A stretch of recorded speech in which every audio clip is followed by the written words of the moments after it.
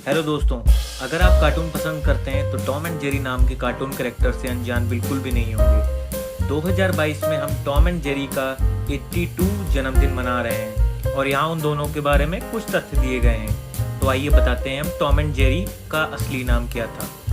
क्योंकि Tom and Jerry जी नहीं, उनका असली नाम बिल्कुल नहीं था। क्या आप टॉम एंड जेरी को किसी और नाम से पुकारने की कल्पना कर सकते हैं? शायद नहीं, लेकिन कैरेक्टर्स के ओरिजिनल नाम जैस्पर जो कि बिल्ली का था और जिंक्स माउस थे। 1940 के पहले एपिसोड में बिल्ली का जैस्पर कहा जाता था जबकि माउस का नाम नहीं रहता है। तो नाम के पीछे का खेल क्या है, उसकी असली वजह? तो कैसे दो किरदारों को टॉम एंड जेरी कहा जाने लगा? खैर, एक प्रतियोगिता आयोजित की गई जहां एनिमेटर जॉन कैर ने उस समय दो नामों टॉम एंड जेरी के साथ आने के लिए $50 जीते थे। तो इस वजह से टॉम एंड जेरी का नाम टॉम एंड जेरी पड़ा। कार्टून की दुनिया में टॉम एंड जेरी एक ऐसा शो है जिसे बच्चे और बड़े सभी पसंद करते हैं। ये दोनों ऐसे चरित्र हैं जिनकी हरकतें किसी रोते हुए इंसान को भी हंसा देती हैं। दोनों एक दूसरे को परेशान करने का कोई भी मौका नहीं छोड़ते हैं। इनकी लड़ाई और शरारतों का कोई अंत नहीं है। तो मित्रों, आइए आपको आज इस मजेदार जोड़ी से जुड़े रोचक जानकारियां बताते हैं। 1940 में जब इस कार्टून की शुरुआत हुई तब यह सिर्फ एक महज चूहे और बिल्ली के बीच की लड़ाई का शो हुआ करता था। इन दोनों का कोई नाम नहीं था, पर इसकी बढ़ती लोकप्रियता के साथ ही इनके नाम रखने की जरूरत महसूस होने लगी। शुरुआत में टॉम का नाम जेस्पर रखा गया था और जेरी का नाम जिंक्स रखा गया था।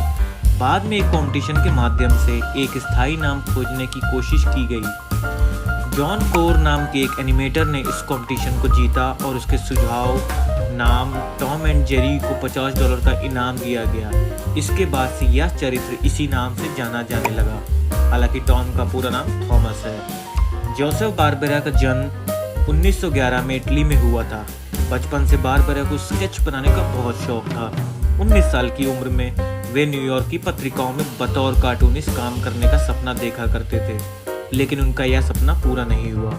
उसी दौरान उनकी मुलाकात विलियम हैना से हॉलीवुड के MGM स्टूडियो से हुई। उसी स्टूडियो में दोनों ने 17 साल मिलकर एक से एक बढ़कर एक शॉर्ट एनिमेशन कार्टून सीरीज का निर्माण किया। दोनों एनिमेशन में करियर नहीं बनाना चाहते थे, लेकिन नौकरी नहीं मिलने के कारण वे एनिमेशन से जुड़ गए। टॉम एंड जेरी किसी भी एनिमेशन फिल्म से ज़्यादा कमाई करने वाली कार्टून सीरीज है।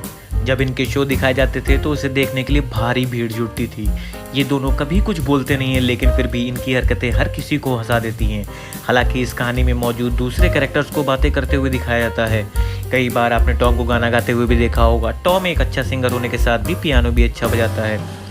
शुरुआत में इन दोनों के बीच संवाद भी हुआ करते थे, लेकिन बाद में इसे खत्म कर दिया गया।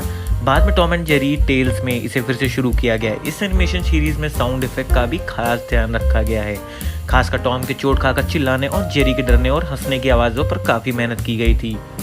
ढेर सारे वॉइस टेस्ट के बाद भी जब बारबेरा और हना का कोई आवाज़ पसंद नहीं आई, तब हना ने इसे अपनी ही आवाज़ देने का मन बनाया। हना की एक ज़ोरदार चीख को रिकॉर्ड किया गया और उसकी रेटिंग में स्टार्ट एंड एंड को हटाकर सिर्फ बीच की तेज़ आवाज़ को रखा गया। यह प्रयोग सभी को काफ़ी पसंद आया। जेरी के हंसने और डर कर चिल्लाने जैसी आवाज़ों के लिए हॉर्न या इस जैसे ही दूसरे म्यूजिकल इंस्ट्रूमेंट्स का इस्तेमाल किया जाता था। मिल चुके हैं 7 ऑस्कर अवार्ड। सुनकर शायद हैरानी होगी, मगर सच यह है जिस ऑस्कर अवार्ड्स के लिए बड़े बड़े कलाकार तरसते हैं उसे टॉम एंड जेरी को सम्मानित किया जा चुका है। इतना ही नहीं, यह सबसे ज़्यादा ऑस्कर अवार्ड जीतने वाली एनिमेशन सीरीज़ है। इसने 1943 से 1953 तक 7 ऑस्कर अवार्ड जीते हैं। टाइम्स मैगजीन में भी इसे सबसे लोकप्रिय एनिमेशन सीरीज के रूप में नामित कर चुका है।